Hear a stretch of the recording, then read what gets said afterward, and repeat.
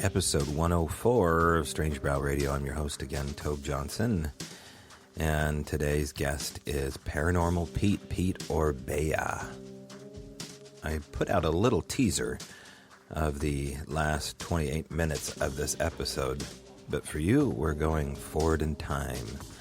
Let's play the whole thing for you, why don't we? Thank you to our sponsor, Feral by Aaron at Etsy.com, Alchemy Sound Tools. Check out Feral by Aaron and Drifted Creation. Our own Alex Whitcomb. Go check out driftedcreations.com. Drifted Creation pieces for the holidays. Why not? At driftedcreations.com. All right. Don't forget to check out the YouTube channel and subscribe. That helps out the algorithms, and who doesn't want to help them out? In a moment, we will be right back with our guest, and I will tell you more about him. Pete Orbea.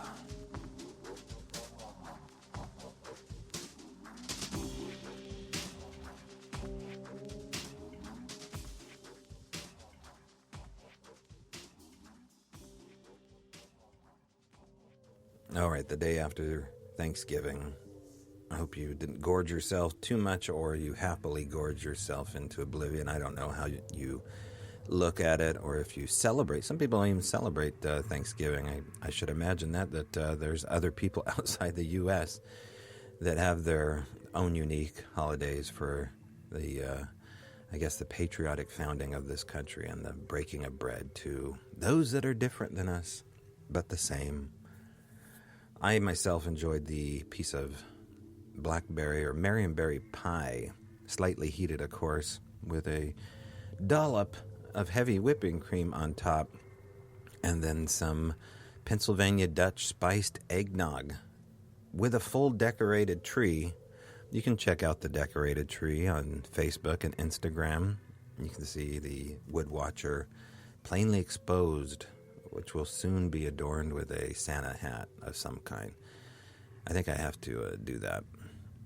So I did want to mention that, of course, if you've heard a piece of this episode already released, I did so on Thanksgiving Day. I gave the last 28 minutes out to the regular listeners to remind them about subscribing to the YouTube channel, which is a simple thing for anybody on Patreon listening to. If you can just go to the YouTube channel and hit subscribe, voila, you help out the metrics and the algorithms. And then come 2021, the flexibility of YouTube and to do more with it is revealed. It's all about the algorithms and hitting the like button and subscribing, all that stuff, and the little alert bell button as well. So check that out, why don't you? All right, the whole enchilada today. We've got the entire discussion with Pete Orbea. Now, Pete is also a psychic medium and offers his services plainly in the town of Port Gamble, Washington. However, he's also known as Paranormal Pete on WLTK radio, and we'll do a full intro with that as well. But to remind you, you can check him out every Tuesday from 8 to 10 p.m. on WLTKDB.com. So this is the full discussion with Paranormal Pete, and you can bet I will be heading out with Pete to check out these areas. I've already been to the Walker-Ames House, and now that the full invite has come in, I'm going to get outdoors with him into some of these other areas as well that, well, sound like they're just very overridden with Sasquatch. It's not Pete's story only that's coming out. So interesting that we should have Bigfoot activity so close to a haunted town. Now, is the whole town haunted? Yeah, it sounds like it. It really does. And you have to get out to Port Gamble, Washington, and just, hear Pete's words and decide for yourself. But you can go on a tour, or you can contact me on how to get to the Walker-Ames House in Port Gamble and go check it out. Just do some night walking around the town. I don't think that's illegal at all, even though it is a company-owned town. Now, before I interview with Pete, just to take a left-hand turn, I want to talk a little bit about what happened in Utah with the obelisk, the monolith that was found. It was third phase of moon that I saw that broke this story, and then everybody after that. Now, I don't know if that was the way the events went down, but it was in my world. And I want to give credit to where it's due with third phase of moon. These two twin brothers that run the YouTube channel, now maybe the fact that they're twins makes it twice as, I don't know, intriguing as far as looking at UFOs, but maybe they're hybrids. I'm going to start that rumor. These hybrid twins that run third phase of moon do pretty much a weekly show, if not more, on YouTube footage and footage that is sent to them of UFOs and other anomalies, including, I think they've done a Bigfoot one. But the Utah monolith that came in, everybody saw it. If you didn't, you can find it. Just type in Utah monolith. I believe it was like a snow park or something like that. It's, I forget the name of the actual park that it was found in. It turned out to get debunked, but it looked really cool in the beginning. And there was people calling in with crazy stories about military cordoning off the park and how they saw an object on the Friday night before it went viral fall from the sky, and it landed in the park and embedded itself into the mesa floor, and they had to get straps and wrap it around the I mean, you can see how this just took off. And I guess that's what the more interesting part is, that the truth of it is that this monolith had been sitting in that park for years, because you could find it on Google Earth if you go look for it and get the coordinates for it. So this game that we all play, the telephone game, where events change over time, is, you know, there's not much you can do online to stop it. And God help you if it goes the wrong way and does something to discredit the actual events. I don't think it was done in this case. I think people just got carried away and wanted it to be a 2001 Space Odyssey scenario. But it wasn't. It was just some guys out counting longhorn sheep that saw it from the air and went and got some cell phone footage. And they could even see where the cement saw had gone down into the mesa floor to implant this urban art sculpture, which had rivet pops in it as well. And I think the real McCoy doesn't need rivets. So that's why I will tell you to go look up Dr. Stephen Greer's latest interview with a Coast Guard insider. You can find this underneath YouTube under Dr. Stephen Greer, and it is a one-on-one hour-long interview with a Coast Guard insider who retrieved off the coast of Guam what sounds like the real McCoy.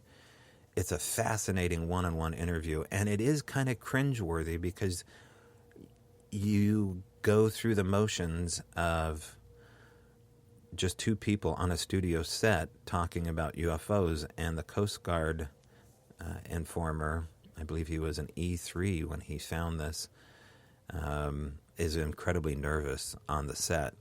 Not like he's making up shit, but that being put on the spot about something where the UCMJ could come down and threaten you, which it did. They did make that idle threat that if he came forward and talked about what he'd seen and what he retrieved with the Coast Guard, he was punishable by death. And so, yeah, really fascinating interview. You can find it underneath Dr. Stephen Greer, or you can check it out also on my Facebook page. I put it up in my public profile on Facebook under Tobe Johnson. But the contradiction between this monolith and the real McCoy with Dr. Stephen Greer's interview is pretty interesting. So check those out. All right, I've diverted enough. To our guest we go. Paranormal Pete in the town of Port Gamble, Washington. My guest tonight is Pete Orbea, host of the weekly radio show airing every Tuesday from 8 to 10 p.m. Pacific Standard Time on WLTK. Pete Orbea, how are you doing? Good, Toby. Thanks for having me. Glad to be here. Yeah, it's good to have you on board. And I should mention, too, that, Pete, you're also the caretaker And you're also, boy, the organizer, one of the main organizers for a pretty big ghost conference that you have out there in Port Gamble, Washington. And when I say you're the caretaker, that's quite literally, you are the caretaker of a town, correct? I am one of a few. Okay. But so yeah, Port Gamble's a company-owned town, Hmm. and so I work for the company that owns and operates the town. So there's a few of us, and my focus is more on the weddings and events side of the town, and then we also have a maintenance side of the town that takes care of the grounds. They fix the houses, all that kind of stuff. So yeah, we're a timber company that does weddings. So And it's like the not too many. ultimate. It puts a new spin on HOA. You guys got your haunted OA going on out there, Yeah, so that's really totally. interesting. And Yeah, yeah. people can't see right now, but I'm talking to Pete on camera, and I can see that his green screen has his second home. Is it fair to call that the Walker-Ames house is your second home? Um, yeah, probably. I think I spent enough time there for that. Let's just launch right into the Walker-Ames house, and then we'll move back from there because that's how I met you is being invited out there and meeting up through a mutual friend of ours, Mary Bouthane. And so tell people about the Walker-Ames house. Well, it's a pretty awesome house. It's built in 1888, finished in 1889. It's a Victorian style, and it's kind of sits up on a bluff overlooking what used to be an old sawmill. So overlooks Gamble Bay out towards Hood Canal. So it's 4 floors. You would know much of the design by looking at it from the road side, but on the water side, it's very ornate and decorative. And it was built that way because at the time it was built, the only way really to get here was by water. So it was facing the docks and everything. So, but it's just a beautiful house. It's been, it was lived in until 1995. And that's when the sawmill closed and the last tenants moved out at that point. So nobody's lived there since, and except for what I call our long-term residents, um, they signed the long lease. I guess they're still there. So it's just an interesting house. I feel like it's been through a lot. Like most historical buildings, it's seen a lot of different times, and I kind of think about this place as if you were holding the novel War and Peace in your hands and you're randomly going flipping through the book and then randomly pause and you open up the book and start the story from there. That's kind of how this house is. There's just a lot of different layers to it. And you do tours there for the public, so it's not as though you have it all to yourself. Oh, neat. It's definitely not all for myself. No, I do ghost walk tours. I've been doing those since 2011. And that's part of the tour. That's the last part of the tour. But otherwise, we hit the cemetery. We go into the post office building, tour through the museum. It's pretty much a history tour with ghost stories, and I try and share a lot of my own experiences and experiences that have been reported to me or that I've Hmm. read about over the years. But it's mostly a history tour, and we finish at the Walker-Ames house with a tour through the house. Um, and that's just been it's been so fun doing that and changed my outlook on life. Yeah, well, I mean, you have an interesting outlook just given your ability because you're a psychic and a medium, correct? I guess that's what I would be labeled. Yes. Okay. Now, you say labeled, and I know you don't really. I mean, it's one of the things that I didn't know about you because you don't come right out and say it. You don't say, "Hey, I'm Pete Orbea, the great psychic medium, here to wow you with my Right. ability." You're kind of you stand back a little bit from this, and people find out that you do readings, right? Yeah. I've I just always felt I'm still a rookie in the whole scheme of things as far as psychic abilities and learning about that journey. And so that's just kind of I've always felt to approach it. Mm-hmm. Um, not to be so in your face about it, because I feel like I got to get more years in the trenches. I gotta, Mm-hmm. which I'm still doing. And the more I grow and the more confident I feel, then maybe I'll be a little more confident. But Mm-hmm. um, yeah, so that's just kind of how I've always approached it. And in doing readings, I've gone back and forth with, do I charge rates or do I just do like by donation? And so the past few years, I've just been doing by donation, you know, because it's about helping. And Mm-hmm. once I did that, I felt like a little bit more. I felt less pressure, I guess I should say. Mm-hmm. It's kind of Right. nice, but Now, is this something that you found you've always had, or did it come later in life? later in life, um, kind of my early 30s, is when I came to the realization that there was a lot more going on around me than I was that I was noticing. I'll just say that. I think it's probably something I always had, but just didn't recognize it, or didn't know about it, and so it wasn't something like, I keep imagining people, air quotes, imagining people, um, and I just chalked it up to imagination. I kind of feel like if I knew or had more exposure to, Mm-hmm. legit mediums and psychics, I probably would have recognized it much sooner. Mm-hmm. But I had a normal childhood and normal upbringing, and uh, so I just didn't. It wasn't something that I recognized. But now, they say hindsight's 2020. Looking back, I can see some instances that I remember from growing up where, okay, that's probably what I was feeling and why I was Mm-hmm. feeling really weird in this instance, or in this location. You know, Right. So nothing on your um, dad or mother's side regarding latent abilities like um, yours? no, my biological dad, his side had people back in history that were seers, Mm-hmm. um, down like Choctaw Nation down in the South, and so Right. I think that's probably a connection there. Hmm. Okay. So that would be the only inkling that we'd have, but nothing more that you know of. Yeah, unless just born with it, I guess. Mm-hmm.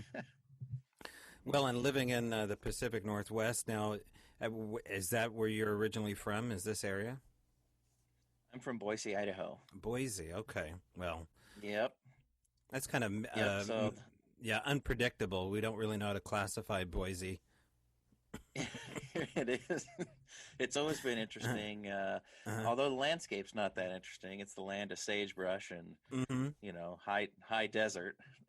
Yeah. I miss it though sometimes. Yeah. Um, but and that's not. I would say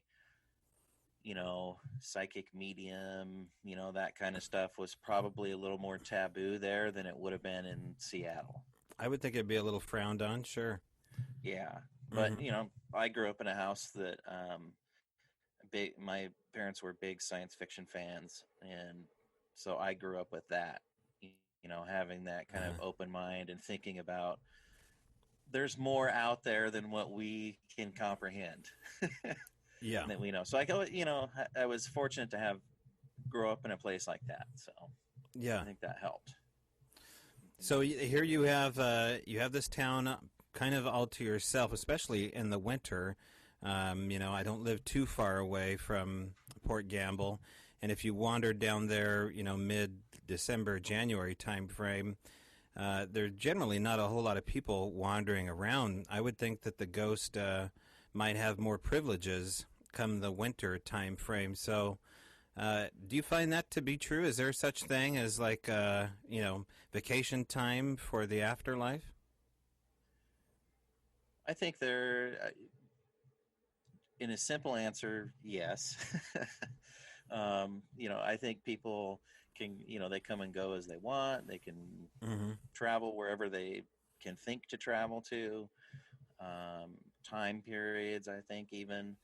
Um, so it's yes to that answer. Mm-hmm.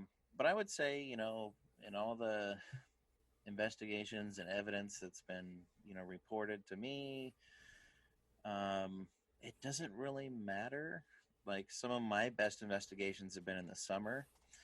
Now, given that's the time where I'm not doing any tours, and so that's kind of a good time for the house, give the house a rest. Mm-hmm. January, February, yeah, there's a lot less people around outside, and it's not getting used as much. Pretty much in October is when I'm really in there a lot because Mm-hmm. you know, the ghosts only come out at Halloween, I think, right? Right. It helps. Yeah. So, I would say January, February. I've had good investigations pretty much in every month. It seems like. So I don't know that it really matters, but I think Mm-hmm. things come and go. It seems like you'll go like a couple years without hearing a specific voice, and Mm-hmm. then 2 years go by, and then boom, there it is again. Right. Um, so where did they go? Did they go, or were they just quiet? Who knows? Mm-hmm. So yeah, I think well, they can, once if they've gone to the light, the quote unquote light, they can come and go from that as they please because they're a part of it. Okay. So Now yeah. that you say going to the light, and that's kind of a common theme with what people's common perceptive is. A ghost is something that is still here and needs to pass on to something else. Do you ever entertain other options, Pete? Do you think that there are other options for what ghosts are? Oh yeah. I I think we probably couldn't even comprehend all the possibilities of what things could be. Um, I always like to say we don't know Jack, and Mm-hmm. anything's possible.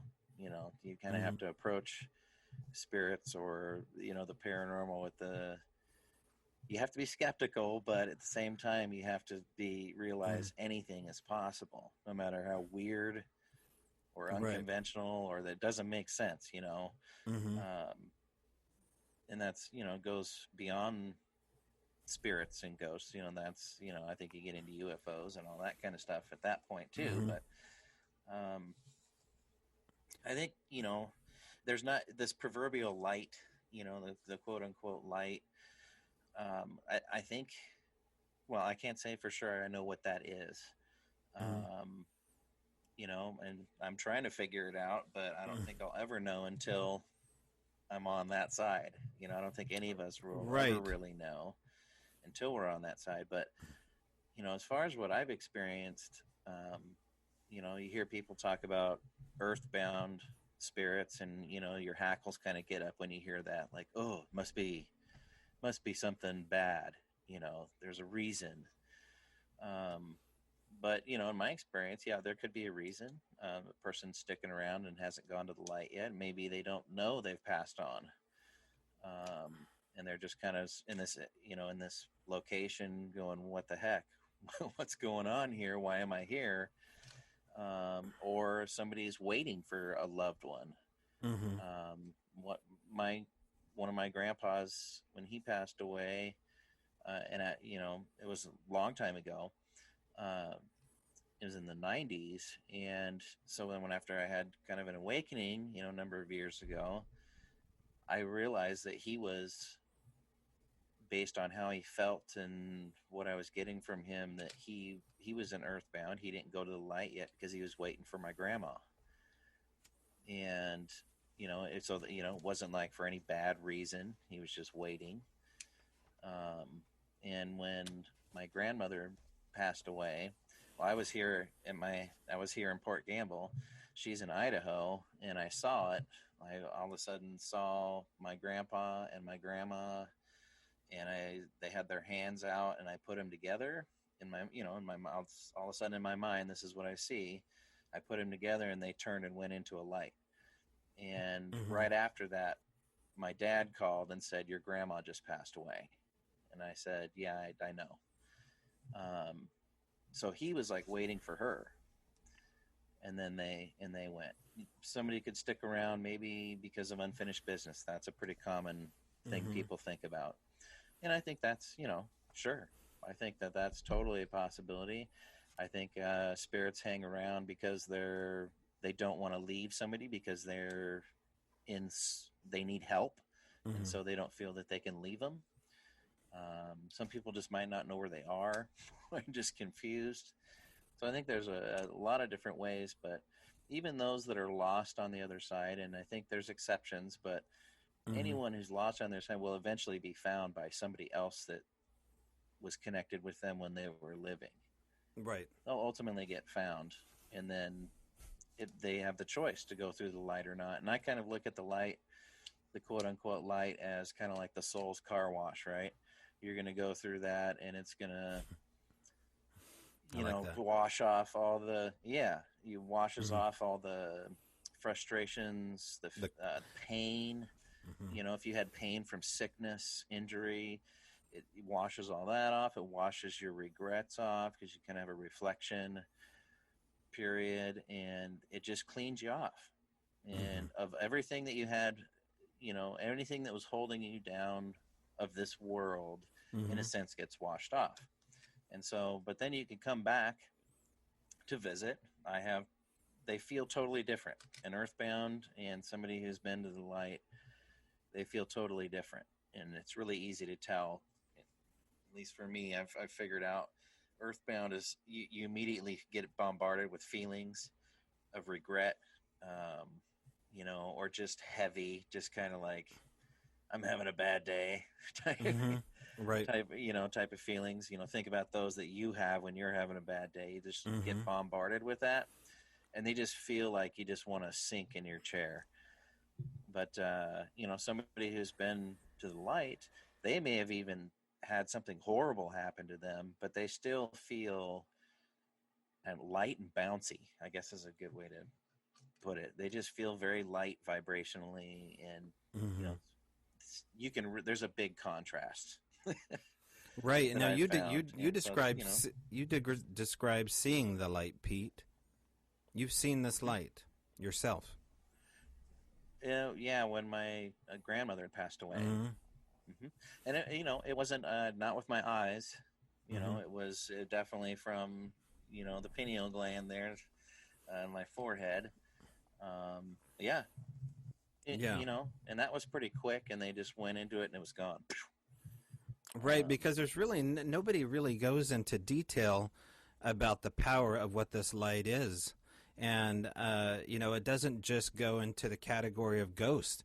Lights are also seen in these other phenomena, and they're just as mysterious, and they seem just as included into the phenomena. You say you see a brilliant, beautiful light, this organic white light, generally speaking, right? This living light, this yeah, purification process. Um, Man, there needs to be a whole conference just on what these lights are. yeah. There's a lot of research that I hope to someday do. When I can get to it. Um, near death experience and all the research on that, because I think there's probably a lot of what you were just mentioning. I think there's a lot to be gathered Mm-hmm. out of that, near death experience, and there has been quite a bit of research done on it. Mm-hmm. And I know parapsychologists have been involved as well with that sort of stuff, and Mm-hmm. so it's all fascinating. And what's on the other side of that light, or is there another side? Who knows?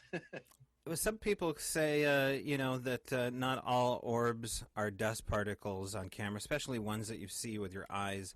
But they go on to say that I see a face inside this orb. I see a loved one passed on, or I see an entity. What do you make of that? That's really hard to judge. What one person sees, another person doesn't, Mm-hmm. and I think it really lends to pareidolia, where you're going to see a face of a man, where I might see the face of a woman in this orb, right? well, how can we know what's what? And I would say it's just hard with orb photos, Mm-hmm. I think, to put stock into them just in general, because Mm-hmm. if you got this cool picture, maybe it's something, maybe it's not. Is there another piece of equipment that you had that may have also registered some sort of phenomenon Mm-hmm. that you can corroborate with that? Now, that would I'd be more interested in. Mm-hmm. If you're using an EMF meter and it's going crazy, and so you take a photo and there's balls of light and streaks of light, and maybe you saw them with your eyes. Mm-hmm. Well, and then maybe you had audio going and there's a voice that happens at that time. Mm-hmm. Okay, now I'm getting really interested. But if it's just a photo, I think it's hard to say. I've had to break a lot of people's hearts over the years. I know. The thing with dust is, you can vacuum your house today and have an investigation tomorrow night, and there's still going to be stuff floating around from you vacuuming today. And so it's Mm-hmm. such an environmental pollution. Mm-hmm. It's so hard. I hate to let people down who get excited about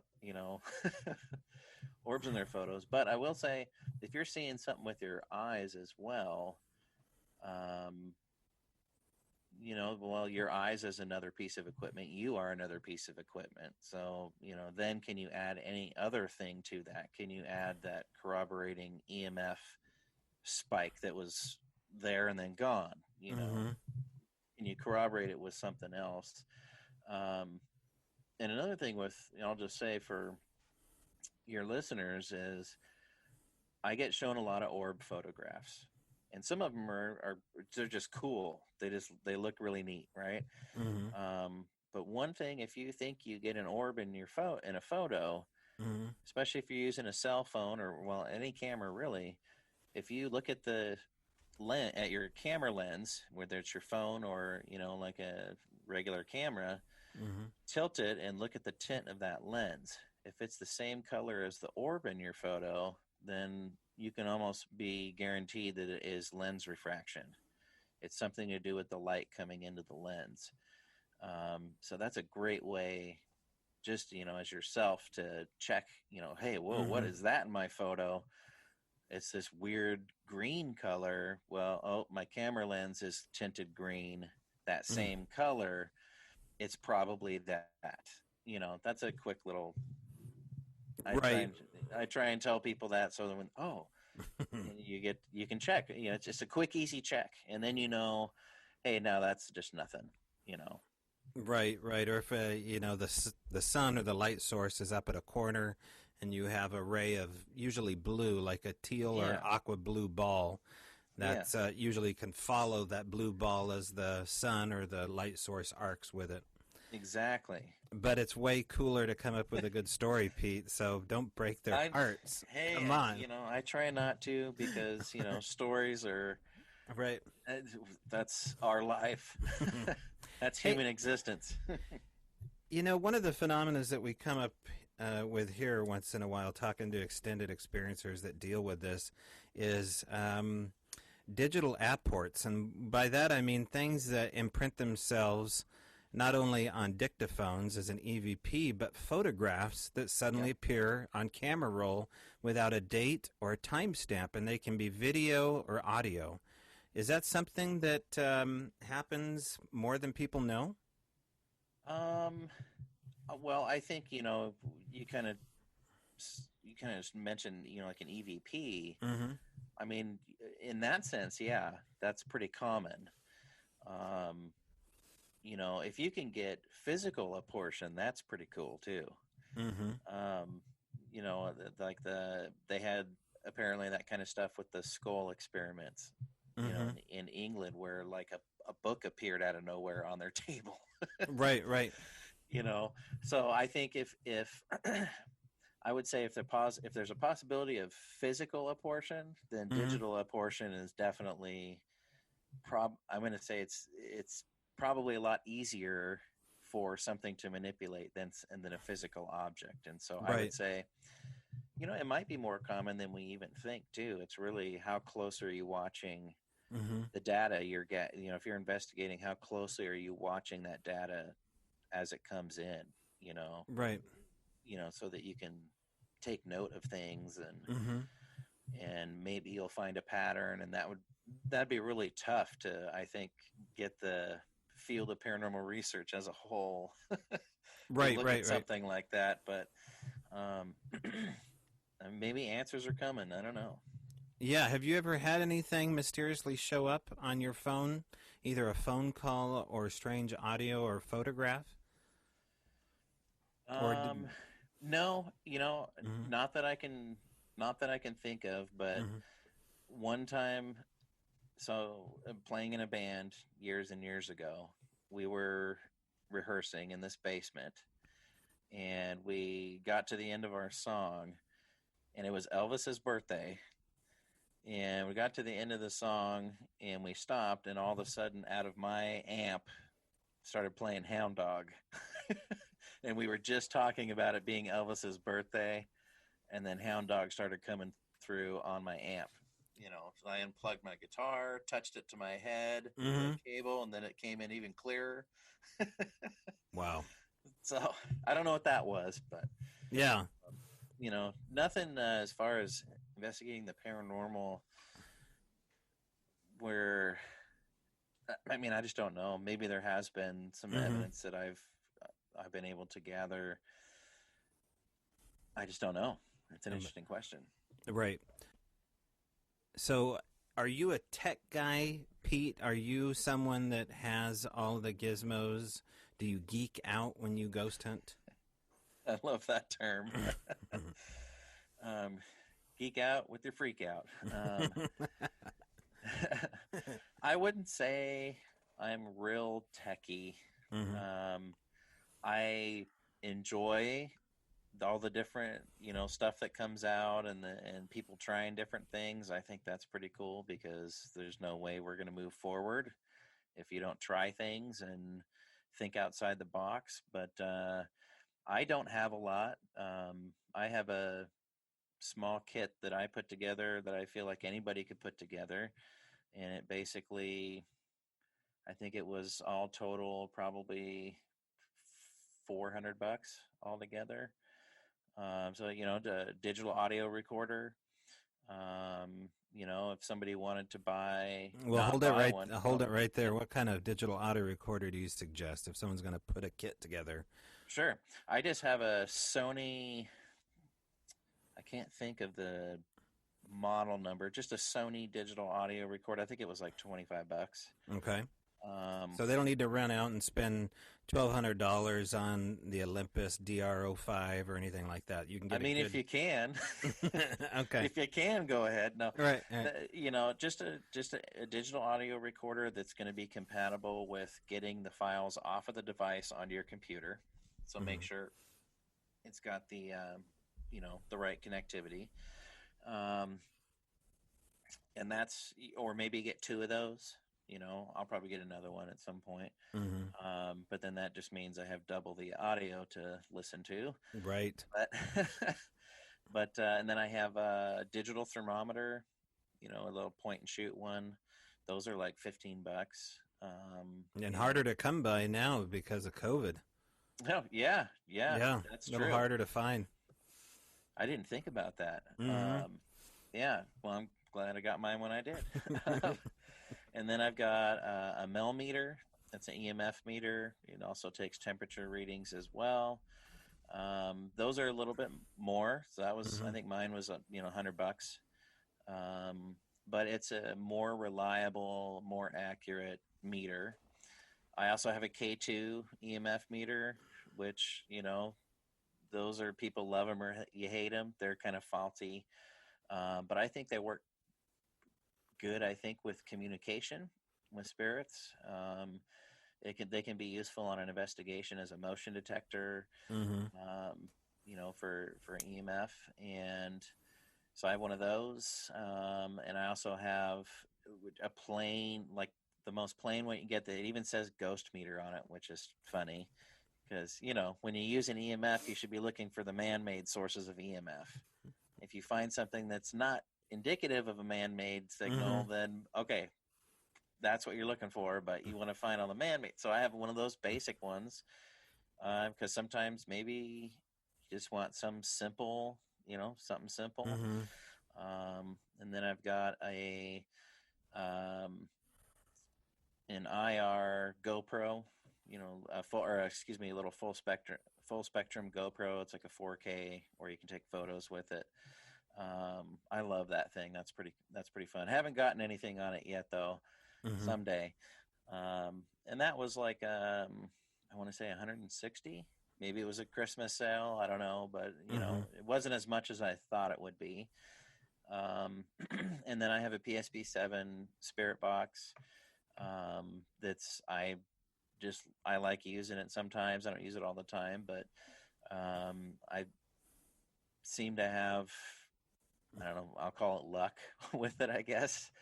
So that's a fun and interesting piece of equipment to use on an investigation, and um, so that's pretty much and then I have a first aid kit in there.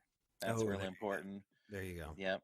You always want to have a first aid kit with in your kit. You never know. You're walking around in the dark. There's nails and all sorts of stuff. Um, and Yeah, then the there's other a thing, little bit of liability on your part, walking people around at night, especially, I would imagine. well, that's why I'm licensed and Mm. insured. Okay, just get that out there. Yep. No, I'm legal, beagle. Um, no, you have to be. And another thing I've added to my kit, just with because it's not something I thought about as much before, but when you're doing paranormal investigations, you never necessarily know what the location's going to be like when you get into a space, and maybe there's toxic mold. So now that we've all had to get these masks, it's Hmm. good to also have masks with your first aid kit in case you get into a spot that you can just it doesn't smell right. Right. you know Something smells toxic maybe, and so then either get out of there, wear a mask. And so I've added that to my pack as well. But yeah. I was going to ask you about something I'd never seen till I did an investigation with the teams from Ops. Mary Bouthane did the Estes method. Yeah. I'd never seen that up close. I've never seen it at all. I'd seen it done, on TV, and that's it. A really dramatic technique. Describe to people what that is and what's happening. Well, I will preface all this with I saw it for the first time up close and personal at the Port Gamble Ghost Conference this year, a couple weeks ago. So I had seen a couple videos on it, but I hadn't seen it done in person. And so it's called the Estes method because of The Shining and the Stanley Hotel. It's where the people there developed it. Um, and it's basically you have choose one person in your group who's going to be, in a sense, the receiver of what's coming through a spirit box. So if you haven't heard of a spirit box or seen it used before, it's basically a modified radio that continually scans radio stations. Now, some of the devices you can buy can control the speed and forwards or backwards or AM or FM. And the thinking is, using radio waves to communicate with the other side, allowing other people to tune in a sense, to you and communicate through the radio. And I always tell people on my tours, it's like listening to Bumblebee and the Transformers talk. He speaks through all the different stations, right? Um, so, anyways, you pick someone who's going to be the receiver with the ghost box. So they're going to put noise canceling headphones on so that they can't hear anybody around them, anybody else in the group, and then they put a blindfold on so that they cannot see anything. And and the person I saw do this was Mary from Ops, Mary Bethune, and so she was the receiver, and so she was blindfolded, noise canceling headphones, and then she turns it on, and then she'll give the go ahead. So the receiver is going to give the go ahead to say, okay, you can start. And it's always good to record these sessions. Don't forget about that. Always good to record them.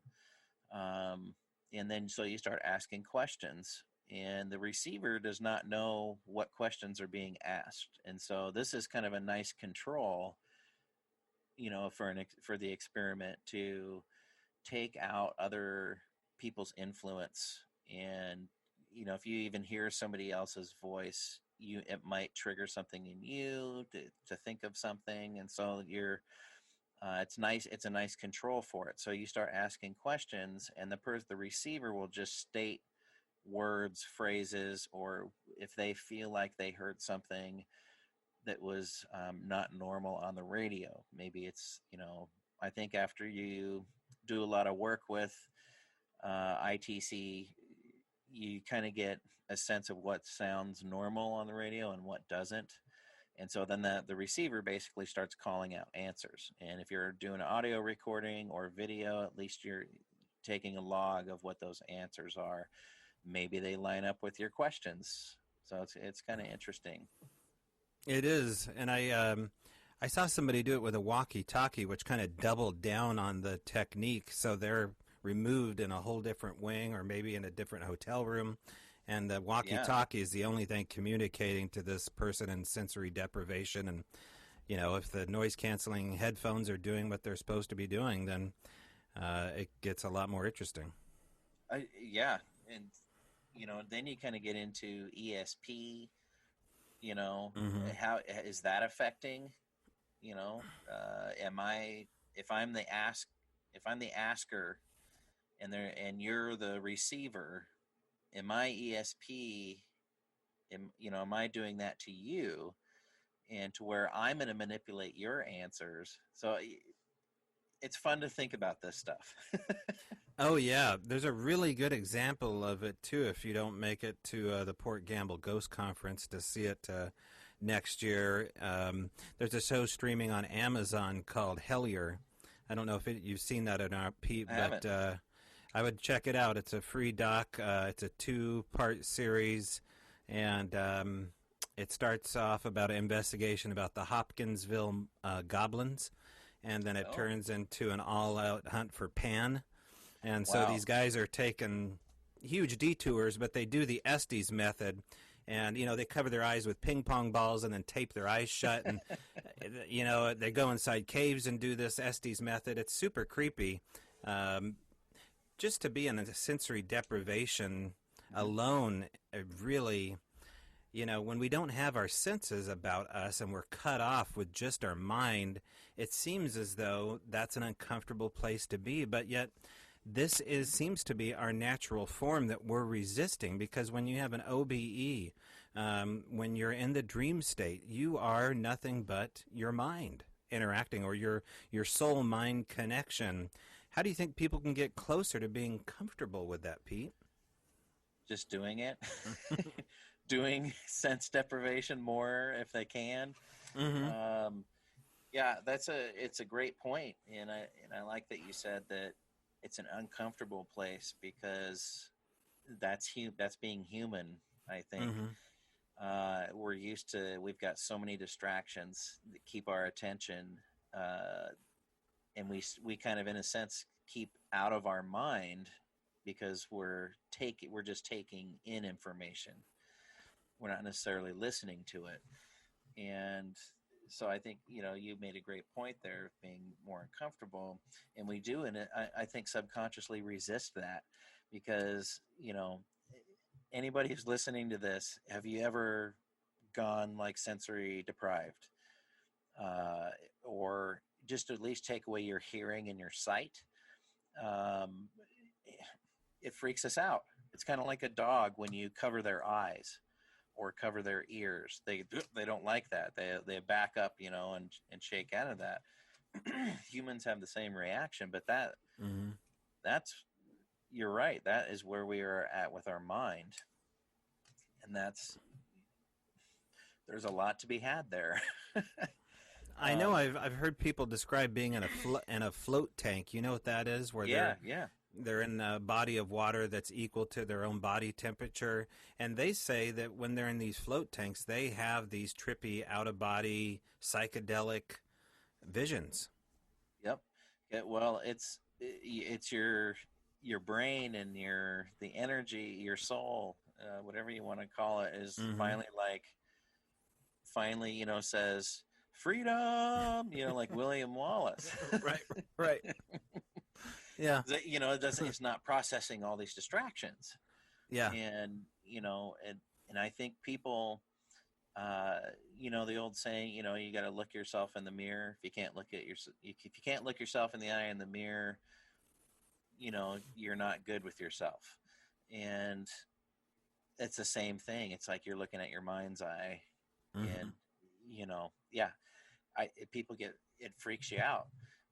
One thing that I try and help with people that are just not feeling good overall, they're stressed, just prolonged stress, which who doesn't have that this year? Prolonged time of stress is, if you can't meditate, which I suspect that most of us have a hard time meditating, myself included. Mm-hmm. It's hard to, the premise of meditation, or at least what we're taught, is to push everything out of your mind, right? And, push all these distractions out of your mind. Well, I have a hell of a time with that. Um, so I kind of learned from William Becker with Paranormal Insights and Seth Michael with White Light Paranormal Insights. I learned from those guys to just instead of trying to bulldoze everything out, just go with it Mm-hmm. and pick one thing and then look at all the details of it and do what's more hyper focus, which is a technique a lot of people have probably heard about. They just didn't know it was called that, but it's another form of meditation. But Mm-hmm. if you can just pick one thing in your brain that keeps sticking out to you, no matter how weird or whatever it is, and then start looking at all the details of it, and then what's surrounding it. Where are you standing? Are you in a forest? Are you in a New York City street? Are you in the Amazon? Wherever your brain keeps wanting to go to, well, you just build that with visualization. And once you can start focusing on all the details, every little detail, what things sound like, is the sun on my face? Is it warm? Do I smell anything? Did I just hear a Mm. bird? What kind of bird was that? What kind of plant is next to me? Or what kind of, building is next to me, or whatever it is? But you start focusing on all those details and you draw on your own experience of what things feel like and taste like and smell like and all that. You draw from your own memory, and then it just puts you in a state of, now everything else seems to be gone and you're in the present, Mm. because you've just focused down on the details, and because you've focused and focused and focused, kind of like Luke Skywalker and A New Hope, stay on target. You had to stay on target. Mm-hmm. If you can just keep focusing on details, then everything else kind of goes away, and then that gives you the same effect as being sensory deprived, basically, because you're basically one with yourself, which sounds weird, but I guess that's the best way I can describe it. You feel one with yourself, you No, know. you just described remote viewing to a large degree, really. Yeah, Yeah. Have you yeah. taken any remote viewing courses? Have you looked into it at all? I have not taken any courses, but I've participated in couple of different experiments Mm-hmm. for remote viewing, and a documentary that I hope comes out at some point, about a place in Oregon, and that was kind of the premise of the film. Was there was a location and there were 9 mediums involved, and we all gave a reading of the place, and then that's kind of what the film was about. So I've participated in remote viewings, Mm-hmm. never taken any courses. Um, Although it'd be great to, because I think we should all continue learning, no matter we think we know something or not. Right. Well, one of the things I'll ask you about is in remote viewing, when you look into the abyss looks back at you. And what do you have to say about that? About not only, loved ones looking back at you, but other things coming through? Well, I think it's different for everybody. I think um, when I look out, it's more of I feel like I have a signal tower that I'm sending out a signal, right? And it's kind of like you can imagine what a signal would look like going through space. And then things come back or they kind of join in that signal in a sense. And then I just go with what I see, not with my eyes, but what I'll psychically see or hear. And it, it's honestly different all the time. How things looking back, it's always different. I sometimes it's just a feeling. Sometimes I see things. Sometimes I hear things. Sometimes I've seen foreign language in script, written. I have no clue what it says, but it looks like a foreign language to me, or I've seen what looks like movie subtitles on top of images, or like a Vegas marquee flashing with words on it. Um, so it's just kind of different all the time, and I think everyone probably has, Hmm. a little bit different take on what that would look like. But I Hmm. think, in a sense, it's putting Hmm. a radio signal out there, a sonar kind of. Okay. So other things can hear you and be attracted to this beacon of yours that comes out. I think so, yeah. Hmm. At least that's what I've kind of visualized as, you know, Hmm. I'm putting this out there. You can answer back. You know, Yeah. I'm putting the gold record out there. Right. Right. Right. Yeah. Hey, since we've gone through really late February, COVID kicked into gear. Um, it's really the first big pandemic since the Spanish flu. And a lot of these people, especially out here, I know at the Tunnel Tavern in Port Townsend, one of the guys said over 2,000 people had died in this single building of the Spanish flu. That also had to be the case in other places around Port Gamble, if not Port Gamble. Have you seen any, um, I guess, difference in interaction based upon what's happening now?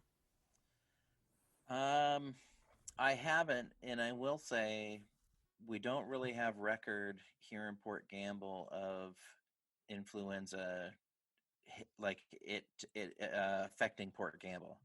There's even the 1900 influenza that hit Seattle, and they lost a lot of young people in 1900. That there's at least I haven't found any evidence of that being something that Hmm. affected here in Port Gamble. And I will say this year when I do an investigation like in the Walker-Ames house, I do periodically let them know now throughout the investigation that we're wearing these masks, and it's not because of you, but we're wearing these masks because we're going through a pandemic much like the 1918 influenza pandemic.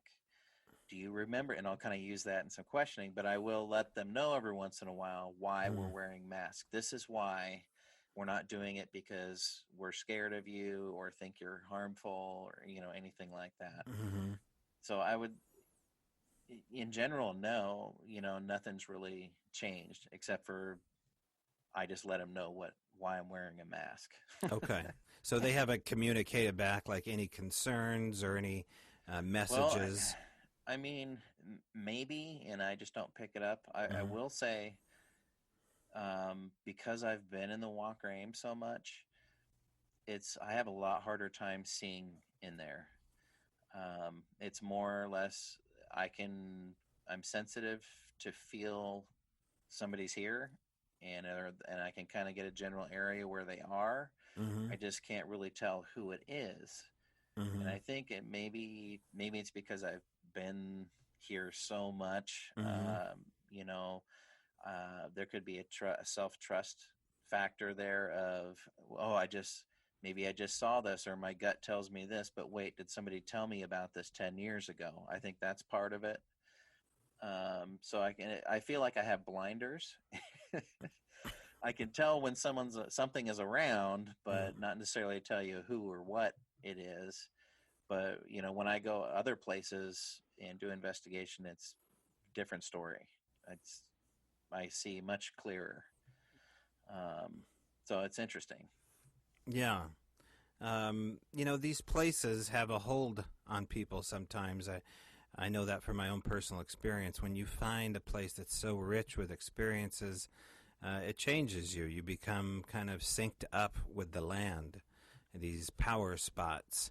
It can get complicated. We'll just put it that way. It can get frustrating and get complicating. And it certainly gets difficult to explain, especially to people that don't, understand it. Do you understand what I mean? Yeah, Yeah.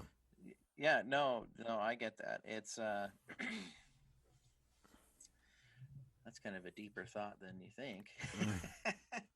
um, I like the idea of feeling in sync with the land. Um, I think there's something to that possibly. Um, I I feel like at least here I've built a rapport, if you want to call it that. So maybe that's kind of what you're talking about. Um, rapport with our long-term residents. At least I think so. And I've always kind of looked at least here. It's kind of like I've always thought, hey, I'll help you out. You continue to help me out because for some reason I came to Port Gamble and ended up moving here. And I think I was supposed to be here, and so I always kind of think, hey, I'll help and try and take care of this place and try and help your memory and pass your memory along.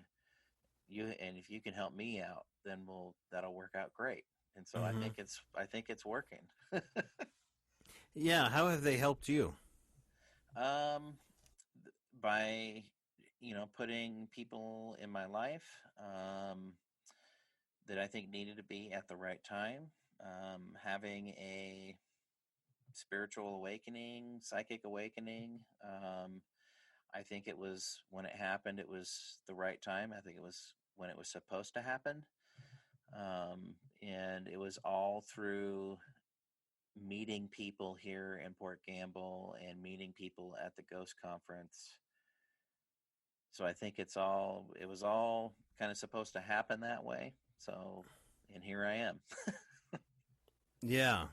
What about specific people or long-term residents?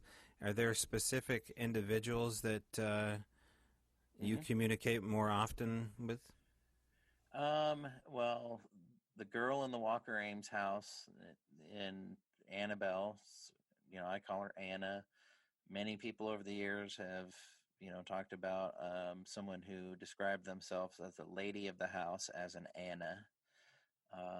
When I hear her voice, it's typically she sounds like a child to me, um, like 12, 10 to 12 years old.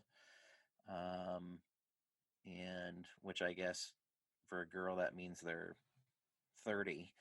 Um, I have two little girls, so, 8 going on 30. Right. Um, so I would say she is this female spirit seems to answer me more often than any others. Um, so I would say Anna is one. There's another female in there that has responded to me numerous times when I'm asking for Mrs. Ames, which would be Maud Ames, and that's more like a one word response, like I'm at call out and she Mm-hmm. responds, Mm-hmm. sort of thing.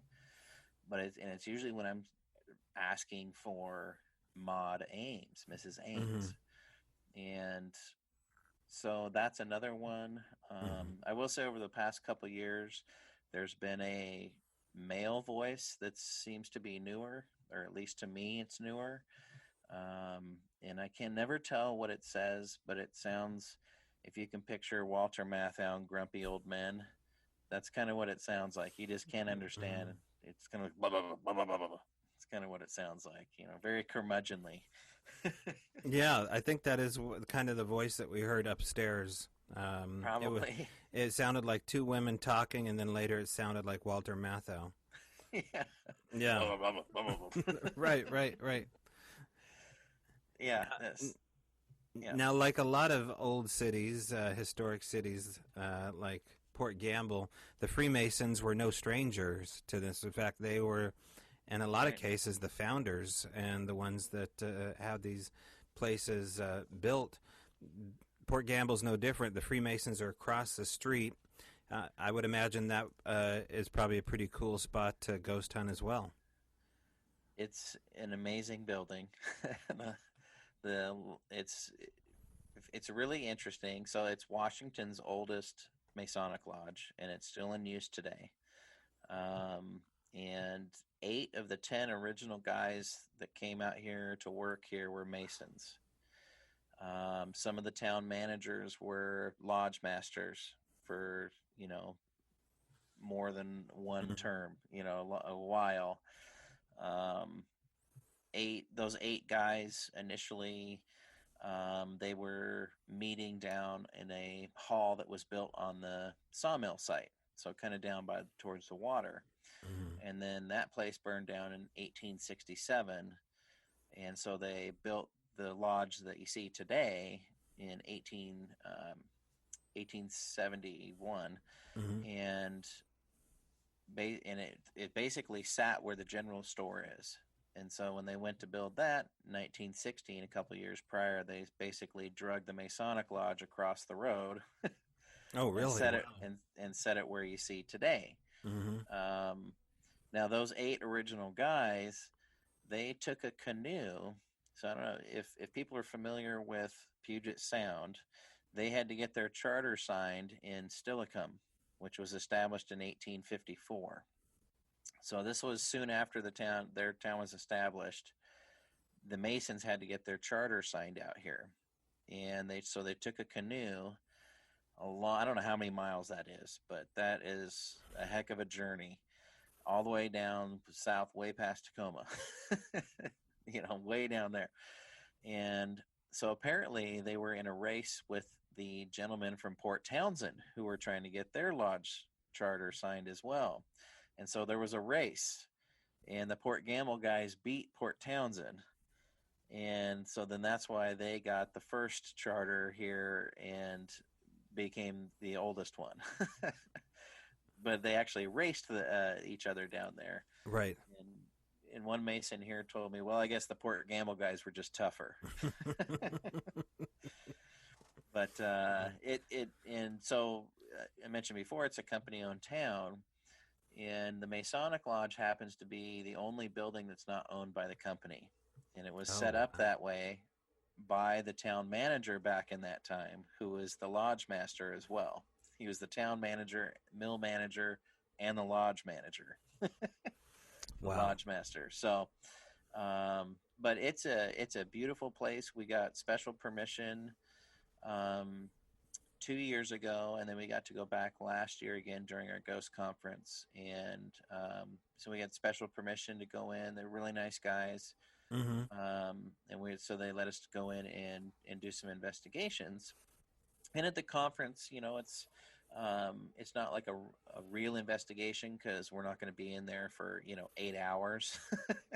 It's a short amount of time, but it's was a really neat experience. I know that some people got some audio pieces, of male voices saying, "What are you doing here?" Which would Mhm. make sense. Mhm. In the first year, it was the first investigation there. There was a group of us sitting in the floor in the lodge room, and we had the lights out. But the lights were on outside the door, so you could see the light coming under. and these footsteps, these feet came up to the door, and then they paced back and forth like twice, and then stood in the center. And I shot up and went over there and opened the door, and nobody was there. I went down the stairs. Nobody was going down the stairs. I went on the first floor. Nobody was in the first floor. I went outside. Nobody was outside. So not sure what that was, but it wasn't just me that saw it. Everybody saw it. Mm-hmm. So that was a really neat personal experience. If I hadn't been so exhausted, I probably would have thought quicker and got my phone out and took some video. But it was it was pretty cool. And the lodge room is like built in 1871, but it looks like 1920 Great Gatsby. Oh wow! It's interesting. It's an interesting mix. It's really cool. But the Masons there are real nice, long history. You know, they've got such a long history here. It's just cool. Sure. Now, have they ever approached you at all to become one? Well, they're not really supposed to. I think I'm supposed to approach them. Okay. But there have been some conversations. Yeah, because I mean, they love the fact that you love the history and you're embracing the culture and the town. I would imagine it would kind of be a perfect fit. Yeah, and it may be that's something to definitely revisit after COVID. After that's gone, so that story is TBD. Okay, yeah, we'll check in next year with Pete on that one. You know, we'll see, but yeah, I think there's symbols I think around the town that are kind of hidden. You know, there's a lot of Masonic symbols in the cemetery here. What do you mean by hidden? Because I've heard of this before, like even the layout of the streets is planned in a Masonic symbol. So that's one theory. Another one is, and I could just be completely wrong here, is the stained glass in the Walker-Ames house in the stairwell. It took me a couple of years to figure out what it was. And so the beautiful stained glass came originally, you know, when they built the house, it came from Pennsylvania. But it is, you know, and I asked on my tours, I get people's opinions on what they think it is. And it's two owls that are on their sides with their top of their heads pointing towards each other. Or if you look at it another way, it's four owls and they're paired off and they're facing each other with the tops of their heads touching each other. But it's owls, and the eye, you know, there's definitely the eyes are prominent in these things. And that makes me think of Masons, the eye, you know. Oh yeah. Totally. Yeah, so it would go obviously then. So the Mr. Ames was a Mason. Yeah, and Mr. Walker. Okay. Yep. Yeah, fantastic. Well, it doesn't just stop with Ghost and Pete. I know I've talked to you a little bit about some of your experiences with things in the woods. You've had some cryptid encounters, or at least some. I mean, you have interest to the point where we've talked about it. So tell me a little bit about that. Well, I've lived here in Port Gamble since 2007, and the first place we lived and the place we live now, I got pretty good earshot to the woods. And in the first house we lived at, there was a few times where I heard some noises coming from the woods. And when I mean woods, there's like 4,000 plus acres of old timberland. No house, you know, their houses are on the other end of this block. And so there's a pretty big expanse of area that's people will hike in and ride bikes and stuff like that. And I've heard just some weird noises, like I don't even really know how to describe them, you know, just things that sound like a man, but it's not a man, you know, sounds too big to be a man, unless it's like somebody's got like a Barry White voice and they can really, you know, get it out there. You know, so I've just always heard weird things, and so I've told you this story, but I'll share it with your listeners. So this was 5 years ago now, I think. In the house I'm currently in, and I had my dog out late night.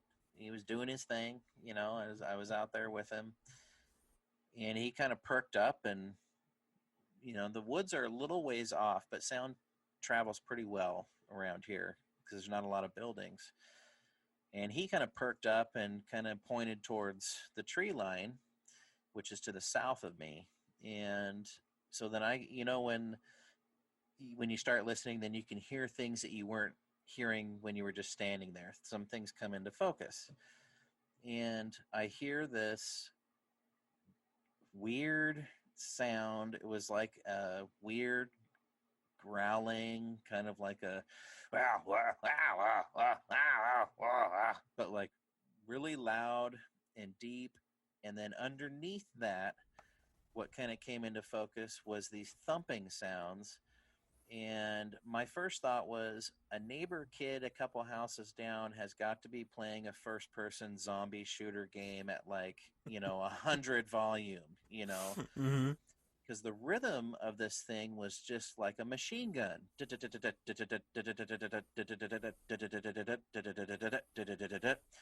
So I walked away from my house across the street and up onto this top of this hill, and that put me in really good earshot of the tree line where the forest is. And once I got over there, I mean, I don't know if anybody's seen Up in Smoke, Cheech and Chong, right? Oh yeah, the drive-in back in the 80s, you bet. Okay, you remember Chong's giant drumsticks when they're playing the song at the end of the movie? Yeah, yeah. That's what it sounded like to me. It sounded like wood on wood. But it was this beat. It was just this kind of random beat and this weird growling stuff going on. I'm like, what in the heck? I've never heard anything like this. I went back over to my house. I woke my wife up. She grew up in the woods. She was like, I have no clue what that is. That is weird. And so she was weirded out by it. And so then it kind of went from this real kind of grovelly sound to more of a and then it just stopped. And I was like, what in the heck? Well, then I hear some trucks coming down the road. And that time of night, you can hear from a miles away trucks coming, right? And I could tell, I was like, oh, geez, there's some semis are coming through with their overnights, you know? And because it was like low gears, you know, coming through. And I'm standing on my front porch and just trying to listen to see if anything more. I'm like, these trucks are loud. Well, they weren't trucks. They were Humvees. And they had, there was two Humvees, and they both had guys in the turret. And they were spotlighting the tree line where I was just hearing these noises. And they were driving about 5 miles an hour. And I went, oh, crap, I don't want them to see me. So I ducked down. And I could hear them drive around. And I know the access roads that are right in the tree line. I know where they go and, you know, very familiar with them. And I could hear them driving back up this road towards the tree line where I was hearing these noises. And then I didn't hear anything after that. Never heard them come back out of there. I mean, I stayed up for a while longer listening. And I didn't hear anything come back out of there. But it's the fact that all of a sudden there's these military Humvees rolling through Port Gamble at 1:30 in the morning, using spotlights and like really shining the lights up where I was hearing these noises. I was like kind of freaked out, like, whoa, what the heck is going on? Well, so a couple of days go by, and a friend of mine came over, and I said, he's one of my bandmates now. I said, we got to go over there. We're going in the woods. And he's like, all right. Because I didn't want to go over there by myself because I didn't know what I was going to find. And so it was me and him and my dog. And we took a cruise over there. And basically every time we stepped into the tree line, there was two loud knocks. Boom, boom, on a tree. Well, you could tell it was wood on wood. And so we would, I stepped out, and then we'd step back in. Boom, boom, two knocks again. And there was two areas that we could access in this tree line, and I figured the sounds were coming from between these two access sites. And one of them was like just a little bit of a clearing in the tree line where the land care guys would dump grass and that sort of thing. And the other one was actually a trail. But when we first stepped into that clearing, there was those knocks, right? We tried it again. There was knocks again. And we had that feeling, our minds are getting a hold of us probably a little bit. And we start feeling like something's watching us. So we went back over to this trail entrance, which was probably about 200 feet away. And we step into this trail again, boom, boom, two knocks. And there's two of us. And so we go up about, 30, 40 feet, and then the trail does a 90 for about 6 feet, and then it 90s up again. And then at that point, around that corner is an old power line trail. So where they cut stuff down to run power lines. And it's overgrown. The grass is like 4 feet tall. So we're at that first bend there, and we heard a big thump. And so we stopped. Now, there are bears in this area. We've seen bears. And so we kind of stopped and hunkered down. My dog wanted to leave.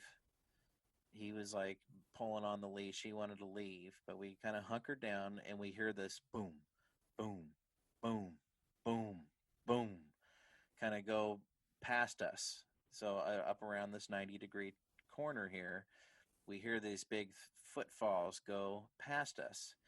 So we finally got up the courage, and we went around the corner and walked up to the power line trail. Now, the trail we're on is 6 feet wide, and it had recently rained, and there were foot depressions in the grass, but not prints, just kind of like depressions that I would say are probably easy 14 inches long, and they're about 6 feet apart. And there was a depression on one side of the trail in the grass and a depression on the other side of the trail in the grass, but nothing in the middle. So something stepped over the trail, whatever this was.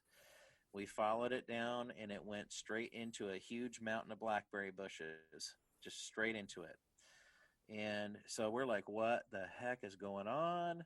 We went back out. We went up to that first area, that clearing. Again, we stepped into the tree line. Boom, boom, two knocks again. And we got our phones out, we're like scanning everywhere, like, God, we got to see something because something is seeing us, and we had that feeling. And then there was this whoop, whoop, whoop, whoop, whoop. And we got out of there. It sounded like a huge monkey is how I'll describe it. And we got the hell out of there. Wow. Amazing story. That was pretty crazy. Yeah. What it was, I don't know. We could see through the trees. There didn't seem to be anybody back there messing with us. Mm-hmm. Which there's always a possibility in that. But it just didn't feel that way. I mean, we were like fight or flight. Like we were keeping it 100, Right, yeah. Well, and who could have been back that way in Humvees unless the military? I mean, the way you described them, it sounded like a military operation. And we didn't find. So I went even after that incident. I went farther back where I thought the noises were coming from, and we couldn't find any evidence of anything except for on the power line trail, in which the trail we were on, where we hear those footsteps. Mm-hmm. Just past that, and you should come check this out. Yeah. Just past that, there's these tall trees on either side of the trail, and they look like some had fallen into each other and created these little canopies in the tops of these trees. It was like naturally formed little canopy in there, like a little shelter or a lean-to or something. Yeah, it looked like a shelter. Yeah. It was in the top of the tree. Okay. But it was interesting. It was. And how far was this away from the power lines? Was it those right trees. there? Was all the action kind of near a power line? Yep, yep, Yeah. Yeah. yeah. It was all kind of around Mm. that power line trail that went, Mhm. perpendicular to how we were coming into the tree Right. line. Hmm. Yeah, it's hard not to say that there's something to them accessing an energy source like more than just a route or an access point. The same way that ghosts seem Yeah, to drain batteries, there's a lot of interesting things that happen, including UFO sightings over power lines or power plants or nuclear facilities. And same with Bigfoot. You see them in graveyards, you see them in rock quarries where, there's quartz and some sort of power source, I suppose, yeah. and then power lines. So I don't know. Have you ever thought about going back out and taking perhaps a new turn in Pete's life? You can call yourself, Sasquatch Pete too, part of the time. Well, I've always been interested. I've always, since a kid, I've always been interested in it and always thought it was possible. I was Mm-hmm. always open to it. Um, there, I've been interested in the past few years. I met Michael Beers at the Port Gamble Ghost Conference, and he kind of reignited that interest Yeah. with me. With Sasquatch, and Mm-hmm. um, it's it'd just be cool to see one. I don't know. Mm-hmm. I feel the you know, same way. be great to get one on camera or video, but it'd just be great to see one. Just to think, okay, there's something more. Mm-hmm. Something more than what we know or want to know. And so I think that would be just cool to see one and have an experience. So I'm interested in it. There's a lot of crossover with the paranormal and the ghost phenomena. There's a lot of bleed over between the two, and sometimes you feel like you're a ghost hunter when you're out there in Bigfoot country. Yeah. Oh, Yeah. that'd be so cool. I mean, there's so many people have these experiences. It seems like there's got to be something to it. Humans are flawed. I get that. Um, Mhm. but all these people over how many years, and same with, you could say the same for UFO, Right. all these people, so many years, all these different experiences, there's got to be something, Yeah. I feel like I've seen some, you know, I don't know. I guess I called it a UFO because I didn't know what the heck it was. But lights that suddenly change direction in the sky and move faster than anything I've ever seen. You know, things like that, and change direction and 90 degrees and like whoa. I thought Right. that was a fast moving satellite, and it just turned and turned, and now it's gone. What was Wow. that? Yeah. Well, like I've heard Ron Moorhead say, there has to be a real dollar bill for there to be a counterfeit one, and these real dollar bills exist. It's just being at the right place at the right time to throw one in your wallet. Oh, indeed. Hmm. Yeah, But I agree with exactly. you. I think we're carrying around a lot more counterfeits, and it's hard to say how many counterfeits are out there. I don't think everybody exactly means to have a counterfeit with them. They just hold tight on them because it was such a cool counterfeit to have, and I get Yeah, that. I probably have a few counterfeits in my life that weren't yeah, nothing, but it's sure. uh, it's And part of the that's adventure. yeah, and that's the same with paranormal investigation Mm, and spirits. It's, how many counterfeits, and the big thing with that is I like to talk about with tour groups and stuff is expectations. If you're on a if you're out Sasquatching, out in the woods, and you're like I'm expecting to see one. Your brain might make somehow that happen. You know yeah, what I mean? And yeah, same with it's really bad with paranormal investigation because and it's easy to do because we're human, but you're going to a place that's is haunted. You've heard about it, you've heard this or seen this evidence. You go in and you're going to be expecting it, and either you get let down, which happens a lot, or you have some sort of experience, but I think that experience was probably, Mm-hmm. I don't know if this is a good word to use, manifested, by your own brain. So that's something Mm-hmm. you always have to take into consideration. And here I am, a psychic medium, saying that, right?